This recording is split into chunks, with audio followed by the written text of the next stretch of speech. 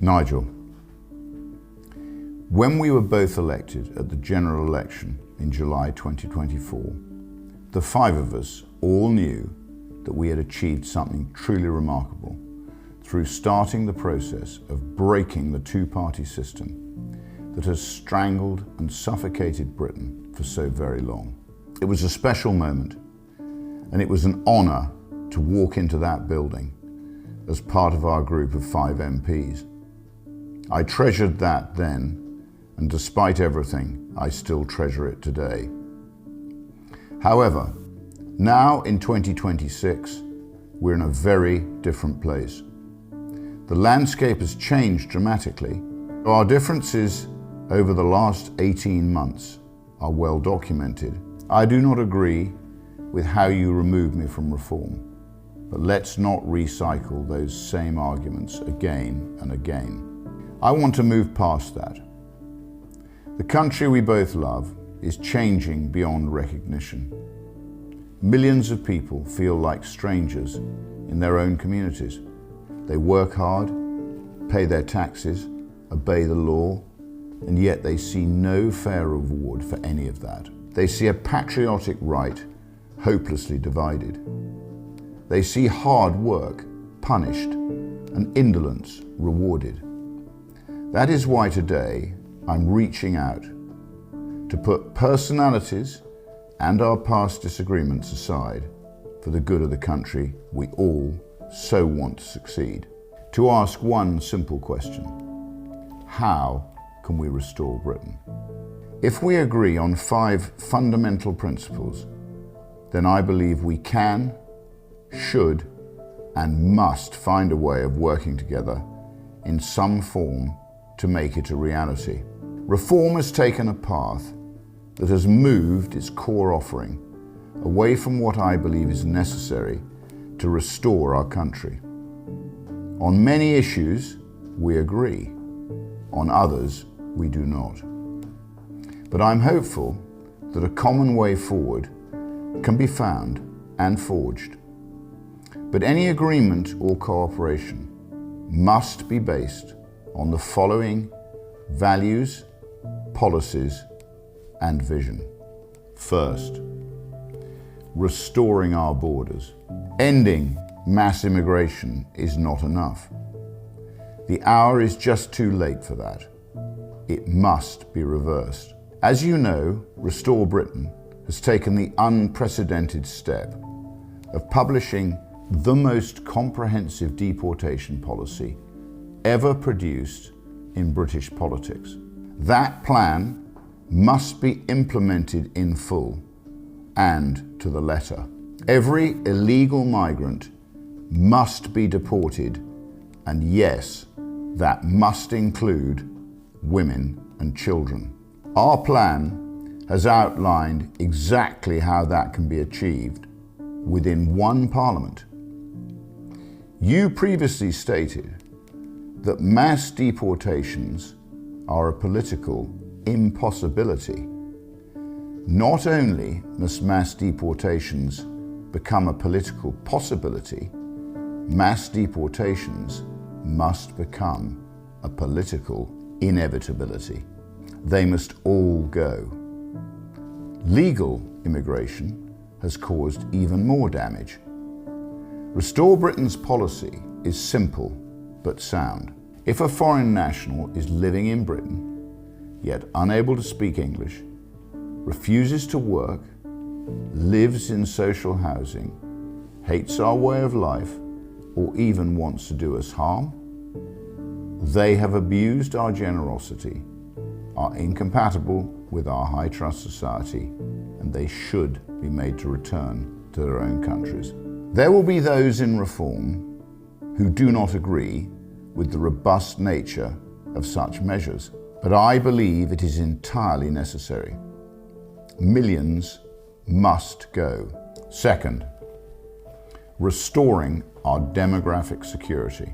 It is projected that white Britons will become a minority by 2063. Nothing demonstrates the demographic vandalism of mass immigration more than that. importing millions of people from third world nations, is changing our population in a way none of us ever wanted or voted to support. It is unacceptable and it cannot be allowed to happen. We must be unafraid to grasp that nettle, however painful the establishment backlash may be. Restore Britain has committed to reversing the Islamification of Britain, and that will not change. The level of influence that Islam is exerting, even now, on our Christian way of life is unacceptable. Any future cooperation must include the banning of both halal and kosher slaughter, the burqa, cousin marriage, mass dominating public Islamic prayer, Sharia courts, and any other barbaric foreign practices that have no place in our high trust society. Britain is a Christian country, and we must ensure it remains that way. If we cannot agree on that, then there is simply no way forward. The recommendations from our independent rape gang inquiry must be implemented in full. That includes the deportation of foreign national accomplices who were aware of these heinous crimes and yet failed to act. I know you have publicly disagreed and that this was the source of our previous difference of opinion, but it is a firm red line. If a Pakistani woman knew her husband was repeatedly gang raping a vulnerable white English girl yet failed to act, she should be sent back to Pakistan. I hope her husband is not so fortunate. And on that, third, a referendum on restoring the death penalty. Axel Rudakabana, Hashim Abedi, Shabir Ahmed. Keeping these monsters alive, and hundreds just like them, achieves nothing. The British people must be given a full, free, and fair referendum on the reintroduction of the death penalty for the most monstrous and undeniable criminals. You have opposed this previously, and that is why letting the British people decide is the right thing to do. I will, in that referendum, without a shadow of a doubt, be voting in favour. Fourth, restoring a self-sufficient Britain. Britain must live within its means. That means controlling spending, cutting welfare costs, and making difficult decisions to bring inflation under control and restore sound public finances. It means a Britain that can power itself, feed itself, defend itself, Restore Britain's uniquely comprehensive policy papers are already addressing these challenges. To fund that, enormous cuts must be made. These choices will not always be popular, but we must be prepared to think in generations, not just election cycles. Governed by what is right for Britain, not for what will simply result in better polling. Difficult, unpopular decisions are now required, not short-term politicking, but long-term, hard planning that will ensure we leave a better Britain to our grandchildren than the one that was handed to us. Fifth, restoring the country's faith in politics. The British people have entirely lost faith in Westminster. That trust will not be restored by recycling the same ministers, advisors, and thinking that created today's problems. Former Conservative ministers who failed our country and our people in so many appalling ways must not be part of any future cabinet. They had their chance and they failed us all. That must not be rewarded with a second opportunity. These principles of restoration will be offered to the British people on the ballot paper at the next general election with or without your cooperation. My sole aim through Restore Britain is the implementation of a properly considered policy programme that will start the process of desperately needed restoration for our once great country. I do not care how that is done. I only care that it is done. So Nigel, my message is simple. If you are prepared to work together around serious policies, serious reform, and serious government, then so are we. Not because it's politically convenient for Restore Britain, not because it's personally easy.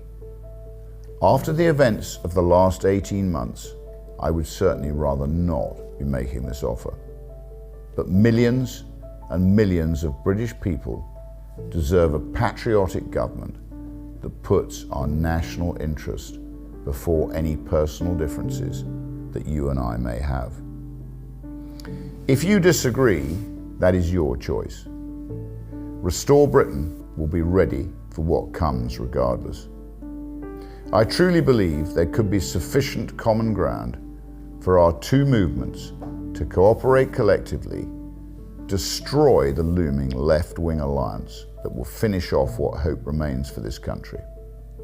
We have recently shown how effectively cooperation can work locally on the Norfolk County Council.